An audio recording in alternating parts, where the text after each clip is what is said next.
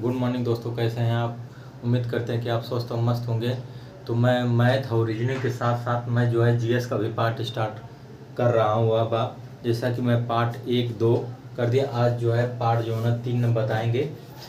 इसमें मैं डेली जो है 3 क्वेश्चन हिस्ट्री के रखूँगा और 3 क्वेश्चन इकोनॉमिक्स के और 3 क्वेश्चन जो है ज्योग्राफी के। ऐसे ऐसे मैं करके आपको जो है कम से कम 300 से 400 सेट कराने वाला। हर सेट में जो है ना 10-10 क्वेश्चन सब रहेगा, तो देख लीजिए। अब इसके बाद मैथ रीजनिंग का भी पार्ट में मतलब मैथ रीजनिंग के साथ साथ अब मैं जीएस का भी पार्ट स्टार्ट करने वाला हूँ। तो देख लीजिए, इसमें दे रहा है क्वेश्चन नंबर 1 दे रहा है कि हड़प्पा सभ्यता के एक हिस्से लोथल की खोज किसने की थी। तो लोथल की खोज किसने की थी? लोथल की खोज एस.एन. राव ने 1854 में जाए। हाँ तो पढ़ेंगे। अच्छा। लोथल की खोज एस.आर.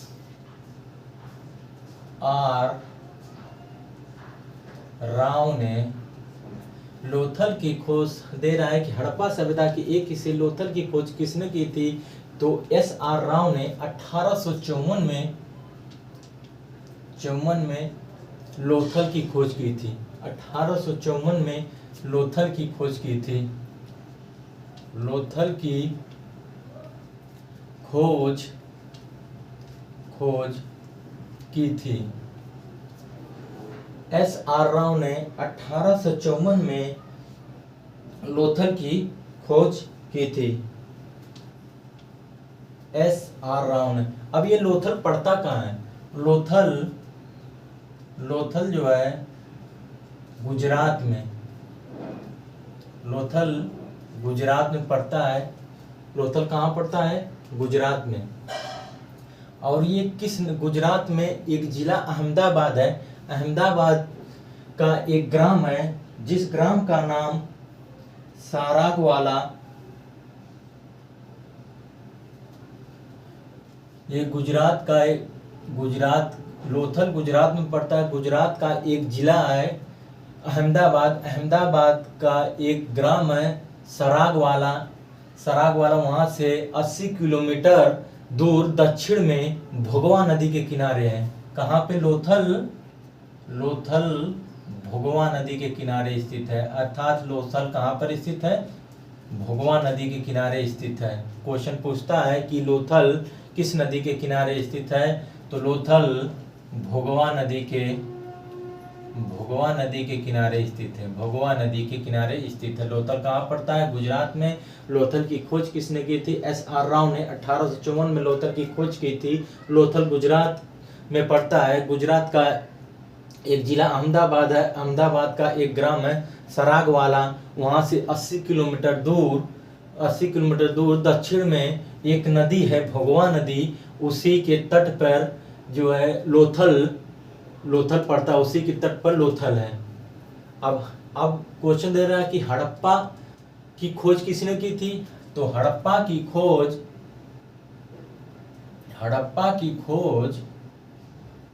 सभ्यता की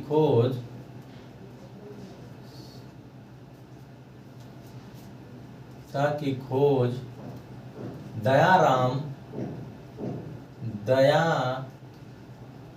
साहनी ने की थी।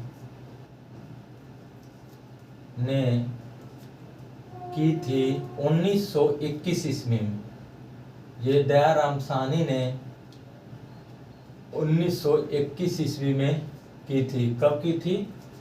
दयाराम साहनी ने 1921 में की थी। दयाराम साहनी ने 1921 में की थी हड़प्पा सभ्यता की खोज। देख लीजिए, हड़प्पा सभ्यता की खोज किसने की थी। हड़प्पा सभ्यता की खोज दयाराम साहनी ने 1921 में की थी। ये हड़प्पा रावी नदी के किनारे स्थित है। हड़प्पा रावी नदी के तट पर स्थित है। हड़प्पा जो है रावी नदी के तट पर है। ये हड़प्पा पड़ता कहाँ है? हड़प्पा पाकिस्तान में है। हड़प्पा पाकिस्तान का एक जिला मोंटगोमरी जिला है, वहाँ पे हड़प्पा जो है सभ्यता जो ना पाई जाती है। इसी तरह देख लीजिए, हड़प्पा की एक सभ्यता की हिस्से की लोथल की खोज किसने की थी? तो लोथल की खोज SR राव ने 1854 में लोथल की खोज की थी। लोथल पड़ता कहाँ है? लोथल जो है गुजरात में पड़ता है। गुजरात का एक जिला अहमदाबाद है। अहमदाबाद में एक गांव है सरागवाला, वहाँ से 80 किलोमीटर दूर दक्षिण में भगवा नदी के तट के किनारे स्थित है लोथल। हड़प्पा सभ्यता की खोज दयाराम साहनी ने 1921 में की थी।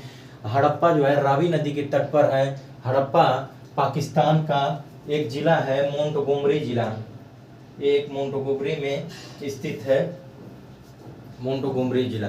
अब क्वेश्चन नंबर 2 देख लीजिए। क्वेश्चन नंबर 2 देख लीजिए। क्वेश्चन नंबर 2 देख लीजिए क्या दे रहा है। क्वेश्चन नंबर 2 दे रहा है कि हड़प्पा काल का कौन सा नगर 3 भागों में विभाजित था? हड़प्पा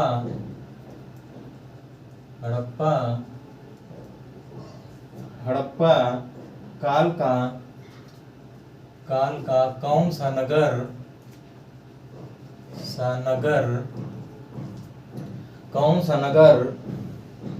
3 भागों में विभाजित था? कौन सा नगर 3 भागों में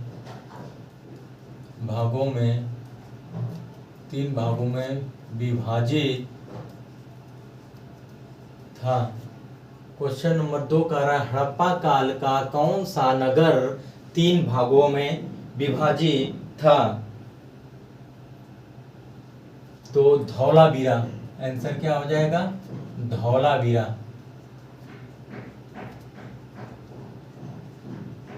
आंसर क्या हो जाएगा? धौलावीरा। धौलावीरा जो था ये हड़प्पा काल का कौन सा नगर 3 भागों में? तो धौलावीरा ये 3 भागों में विभाजित था। धौलावीरा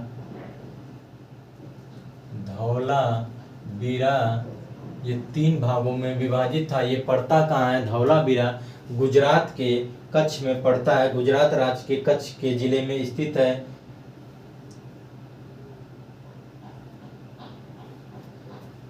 ये गुजरात राज्य के कच्छ में स्थित है। धौलावीरा कहाँ है?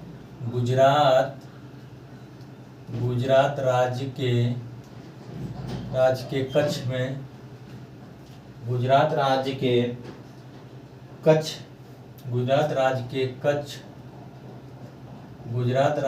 कच्छ जिले में स्थित है। यह गुजरात राज्य के कच्छ जिले में स्थित है। इसे स्थानीय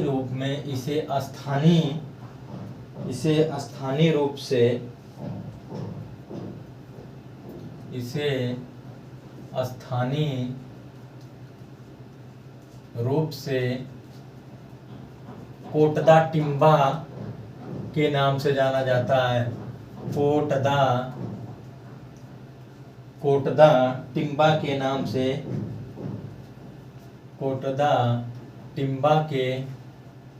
से भी जाना जाता है। अर्थात हड़प्पा काल का कौन सा नगर 3 भागों में विभाजित है? तो हड़प्पा काल का धौलावीरा नगर जो है 3 भागों में विभाजित है। ये गुजरात राज्य के कच्छ जिले में स्थित है। इसे स्थानीय रूप में कोटदा टिम्बा के नाम से भी जाना जाता है। कोटदा टिम्बा के नाम से भी जाना जाता है। क्वेश्चन नंबर 3 देख लीजिए। क्वेश्चन नंबर 3 बोल रहा है कि मोहनजोदड़ो शब्द का अर्थ है। मोहनजोदड़ो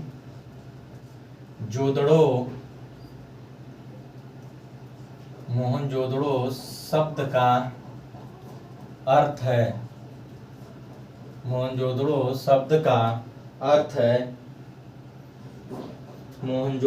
शब्द का अर्थ है तो सर्वप्रथम देख लीजिए, मोहनजोदड़ो की खोज, मोहनजोदड़ो की खोज, राखल दास बनर्जी ने, राखल दास बनर्जी ने, मोहनजोदड़ो की खोज राखल दास बनर्जी ने 1922 में की थी। मोहनजोदड़ो शब्द का अर्थ है, तो पहले देख लीजिए, मोहनजोदड़ो की खोज राखल दास बनर्जी ने 1922 में की थी और इसे मोहनजोदड़ो को मृतकों का टीला भी कहा जाता है। मोहनजोदड़ो को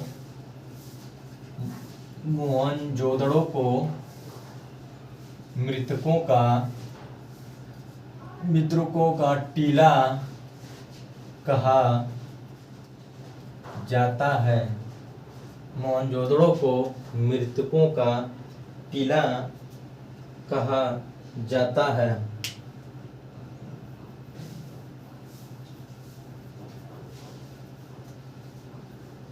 ये भी पाकिस्तान के मोहनजोदड़ो कहाँ है? पाकिस्तान का एक लारकाना जिला है मोहनजोदड़ो पाकिस्तान का एक लारकाना जिला है। पाकिस्तान के लारकाना जिला में है। ये सिंधु नदी के किनारे स्थित है। मोहनजोदड़ो सिंधु नदी के किनारे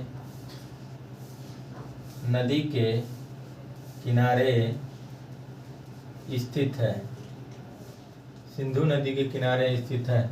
देख लिए मोहनजोदड़ो शब्द का अर्थ क्या होता है। मोहनजोदड़ो की खोज सर्वप्रथम राखल दास बनर्जी ने 1922 में की थी। मोहनजोदड़ो का अर्थ होता है, मोहनजोदड़ो को मृतकों का टीला कहा जाता है। अर्थात मोहनजोदड़ो शब्द का अर्थ क्या होता है? एक अर्थ होता है मृतकों का टीला, भी माउंटेन ऑफ डेड भी कहा जाता है। मोहनजोदड़ो वर्तमान में पाकिस्तान का एक लारकाना जिला है, वहां पर स्थित है। मोहनजोदड़ो कहाँ? सिंधु नदी के किनारे स्थित है। मोहनजोदड़ो कहाँ स्थित है? मोहनजोदड़ो सिंधु नदी के किनारे स्थित है।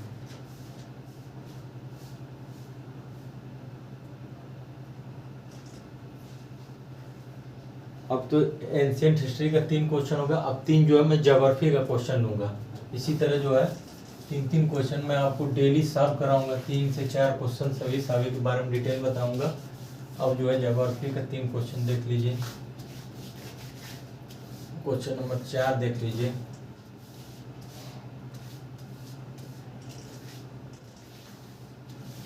क्वेश्चन नंबर 4 क्या बोल रहा है? क्वेश्चन नंबर 4 बोल रहा है, कौन सी नदी उत्तर पिनाकिनी के नाम से भी जानी जाती है? कौन सी नदी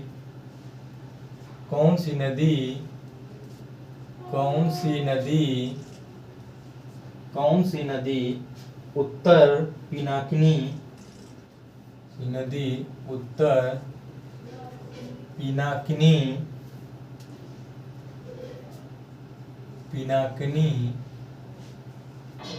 पिनाकिनी के नाम से जानी जाती है? कौन सी नदी, क्वेश्चन नंबर 4, कौन सी नदी उत्तर पिनाकिनी के नाम से जानी जाती है?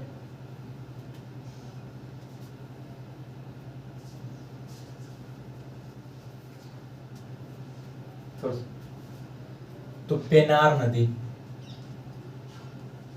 नदी जो है, पेनार नदी को कौन सी नदी उत्तर पिनाकिनी के नाम से जाना जाती है? तो पेनार नदी को उत्तर पिनाकिनी के नाम से हम जाना जाता है। इसका उद्गम कोलार जिले के नंदी पहाड़ी से होता है।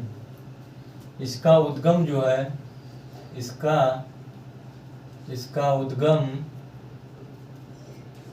कोलार जिला अर्थात कर्नाटक इसका उद्गम जो है कोलार जिले कर्नाटक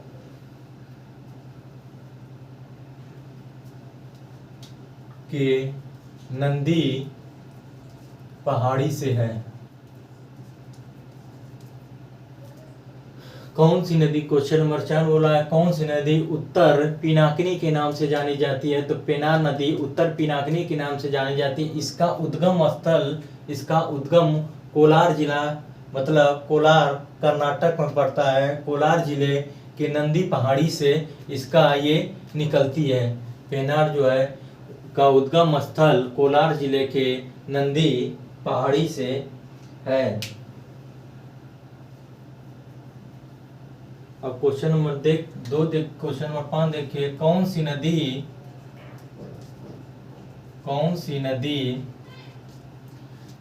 नदी खंभात की खाड़ी में नहीं मिलती? कौन सी नदी खंभात की खाड़ी में नहीं मिलती?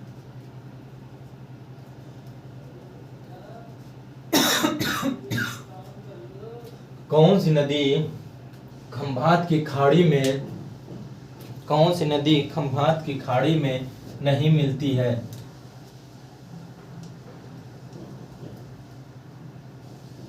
नहीं मिलती है। तो कौन सी नदी है? तो कोयना नदी खंभात की खाड़ी में नहीं मिलती है। कौन सी नदी? कोयना नदी। कौन सी नदी खंभात की खाड़ी में नहीं मिलती है? तो कोयना नदी खंभात की खाड़ी में नहीं मिलते। इसे महाराष्ट्र की जीवन रेखा भी कहा जाता है। इस नदी को, कोयना नदी को, इसे महाराष्ट्र की जीवन रेखा, इसे महाराष्ट्र की जीवन रेखा भी कहा जाता है। कोयना नदी को महाराष्ट्र की जीवन रेखा भी कहा जाता है।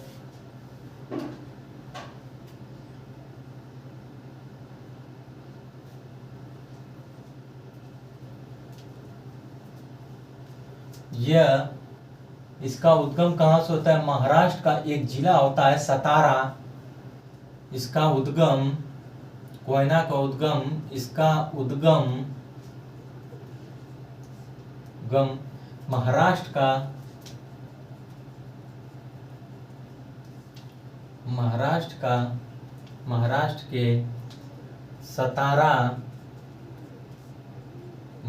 के सतारा जिले से, महाबलेश्वरी पहाड़ी से, महाराष्ट्र के सतारा जिले में स्थित महाबलेश्वर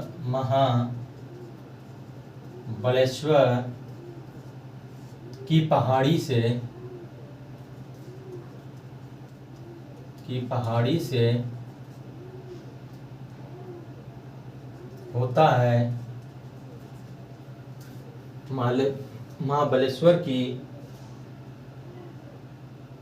पहाड़ी से होता है।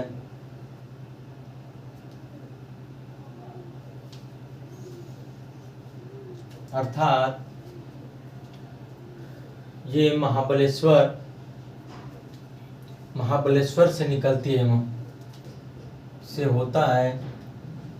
कोयना नदी, कौन सी नदी खंभात की खाड़ी में मिलती है? तो कोयना नदी खंभात की खाड़ी में को नहीं मिलती है। तो कोयना नदी खंभात की खाड़ी में नहीं मिलती है। इसे महाराष्ट्र की जीवन रेखा भी कहा जाता है। इसका उद्गम महाराष्ट्र के सतारा जिले में स्थित महाबलेश्वर से होता है। महाबलेश्वर से होता है। सतारा जिले में स्थित महाबलेश्वर से होता है और ये कृष्णा नदी में मिल जाती है। ये महाबलेश्वर की पहाड़ी से, महाबलेश्वर की पहाड़ी से ये निकलती है।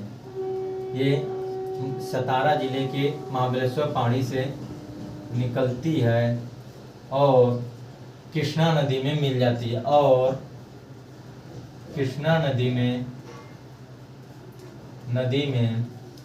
मिल जाती है। कृष्णा नदी में मिल जाती है। क्वेश्चन बहुत बार पुटअप किया है कि कौन सी नदी खंभात की खाड़ी में नहीं मिलती है, तो कोयना नदी खंभात की खाड़ी में नहीं मिलती है। इसे महाराष्ट्र की जीवन रेखा भी कहा जाता है। इसका उद्गम महाराष्ट्र के सतारा जिले में स्थित महाबलेश्वर की पहाड़ी से निकलती है, अर्थात महाबलेश्वर की पहाड़ी से निकलती है और कृष्णा नदी में जाके ये मिल जाती है।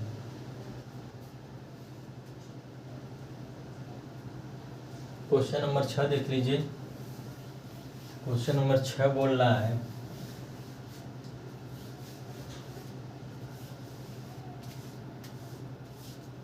क्वेश्चन नंबर 6 देख लीजिए। क्वेश्चन नंबर 6 बोल रहा है, इसमें कौन सी नदी भारत में पश्चिम दिशा में बहती है? इसमें से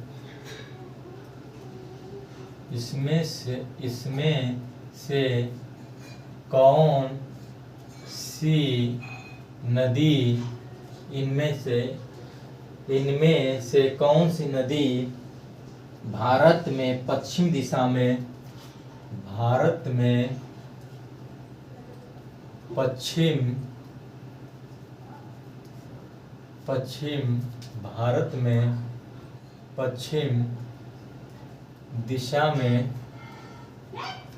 पश्चिम दिशा में बहती है? पश्चिम दिशा में बहती है। ऑप्शन है नर्मदा, साबरमती, लूनी, कृष्णा। पहला ऑप्शन है नर्मदा, लूनी, साबरमती।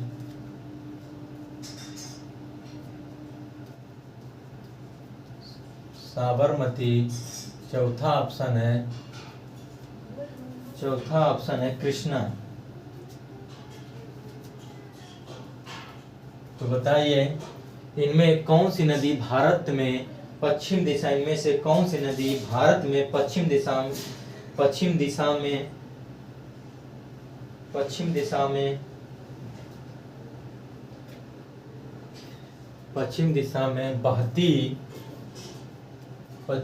में बहती नदी नहीं है?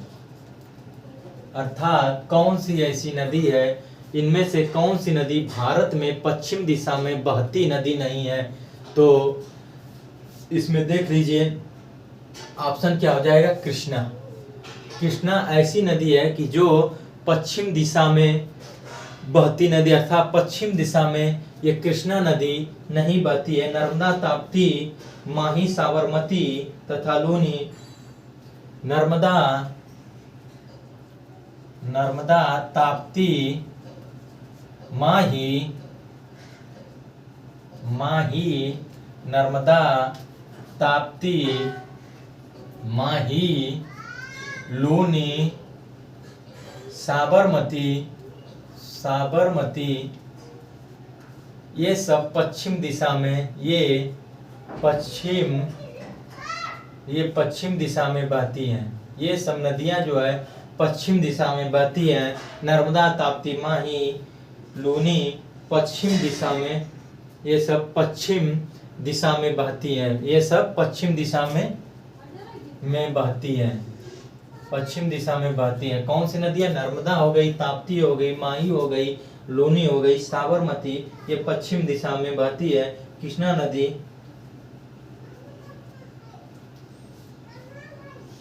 और कृष्णा नदी जबकि ये पूर्व में बहती है, पूर्व दिशा में बहने वाली नदी है।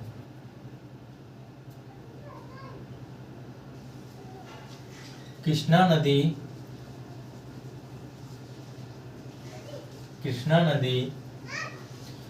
नदी जो होती है ये महाराष्ट्र के पश्चिमी कृष्णा नदी महाराष्ट्र के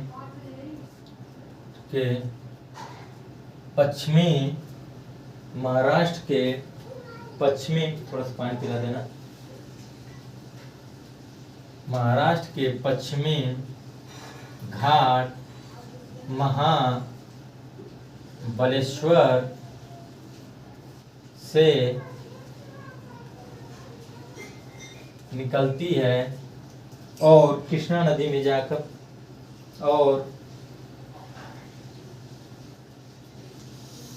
और बंगाल की खाड़ी में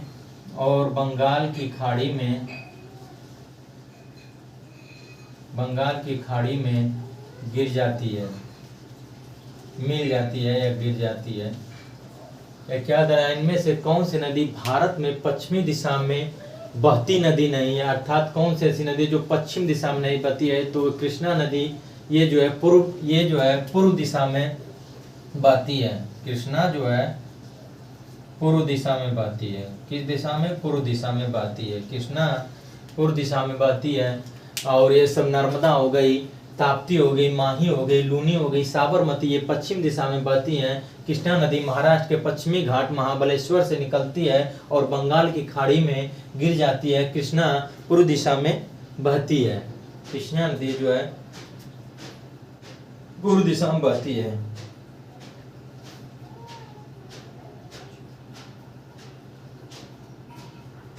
क्वेश्चन नंबर 7 देख लीजिए। क्वेश्चन नंबर 7 देख लीजिए।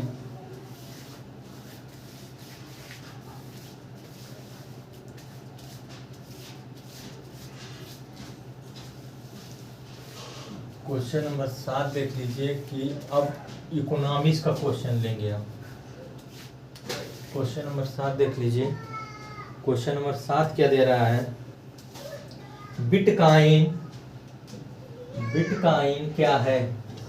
क्वेश्चन नंबर 7 देख लीजिए। कह रहा है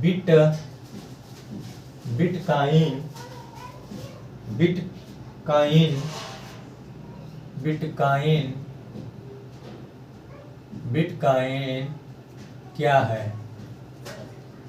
बिटकॉइन क्या है? तो हम जो समझते हैं कि डिजिटल मुद्रा का एक रूप है। ये डिजिटल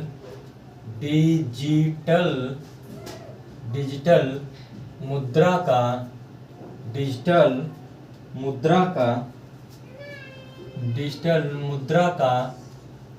एक रूप है। बिटकॉइन क्या है? डिजिटल मुद्रा का एक रूप है।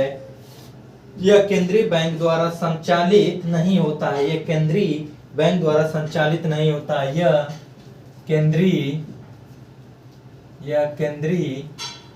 बैंक द्वारा संचालित नहीं होता है। इसे न तो स्पर्श किया जा सकता है और न ही महसूस किया जा सकता है। ये एक ऐसी मुद्रा है जिसे न तो स्पर्श न देखा जा सकता है। यह ऐसी मुद्रा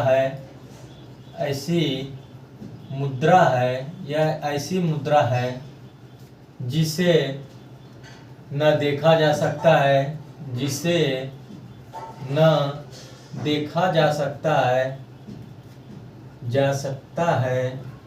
न ही स्पर्श किया जा सकता है। बिटकॉइन क्या है? क्वेश्चन पूछ होता है बिटकॉइन क्या है? इकोनॉमिक्स होता है बिटकॉइन क्या है? तो बिटकॉइन एक डिजिटल मुद्रा का एक रूप है। ये केंद्रीय बैंक द्वारा संचालित नहीं होती है। ये एक ऐसी मुद्रा है जिसे न देखा जा सकता है न ही स्पर्श किया जा सकता है। क्वेश्चन नंबर 8 देख लीजिए। किस वर्ष भारत ने बैंकों का राष्ट्रीयकरण किया गया था? किस वर्ष? क्वेश्चन नंबर 8 देख लीजिए। किस वर्ष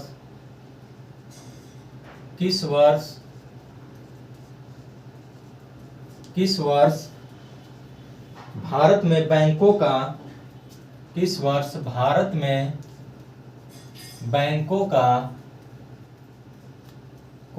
राष्ट्रीयकरण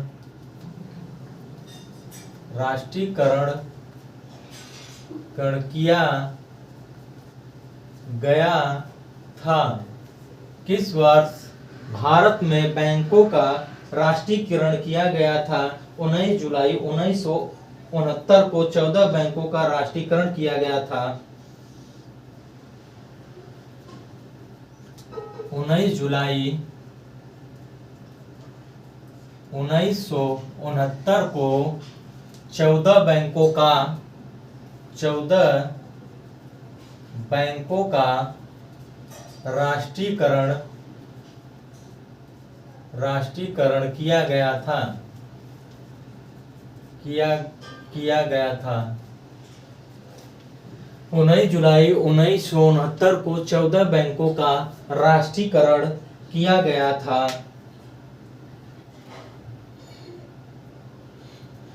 क्वेश्चन नंबर देख लीजिए। क्वेश्चन नंबर 9 बोला, ऐसा राज्य जहां कोई क्षेत्रीय ग्रामीण बैंक नहीं है। ऐसा राज्य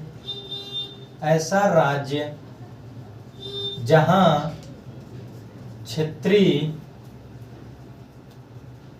क्षेत्रीय ग्रामीण बैंक नहीं है। भारत का कौन सा ऐसा राज्य है जहां क्षेत्रीय ग्रामीण बैंक नहीं है? तो हमारा आंसर क्या हो जाएगा? सिक्किम। सिक्किम ऐसा भारत का राज्य है जहां कोई भी ग्रामीण बैंक नहीं है। ऐसा राज्य जहां क्षेत्रीय ग्रामीण बैंक नहीं है, तो वो सिक्किम हो जाएगा। अब क्वेश्चन नंबर 10 देख लीजिए। क्वेश्चन नंबर 10 बोल रहा है, क्वेश्चन नंबर 10 देख लीजिए। क्वेश्चन नंबर 10 क्या बोल रहा है? क्वेश्चन नंबर 10 क्या बोल रहा है? कह रहा है कि रिजर्व बैंक ऑफ इंडिया की स्थापना किस वर्ष हुई थी? रिजर्व बैंक ऑफ इंडिया की स्थापना किस वर्ष हुई थी? क्वेश्चन नंबर 10 बोल रहा है। Question number 10, reserve bank of India की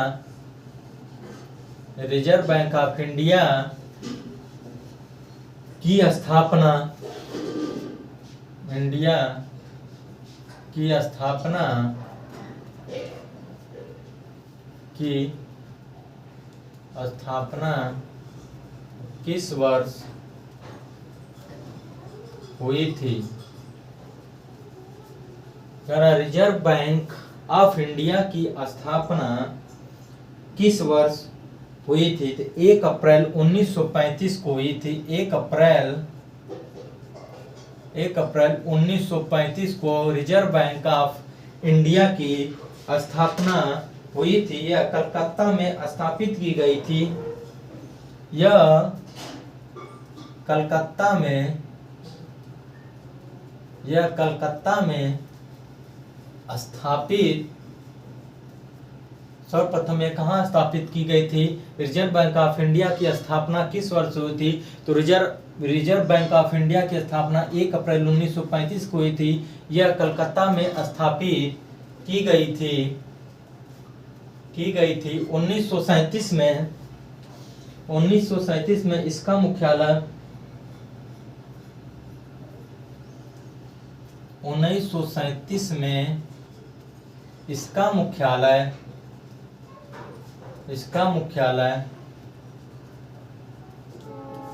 1937 में इसका मुख्यालय मुंबई में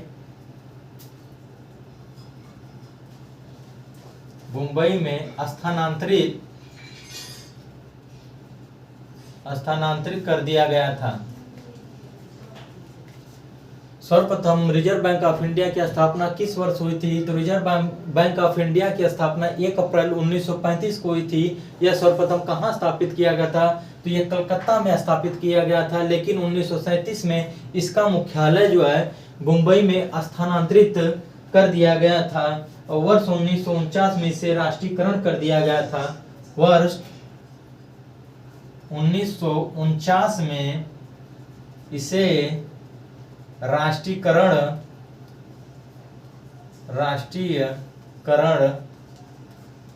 कर दिया गया था।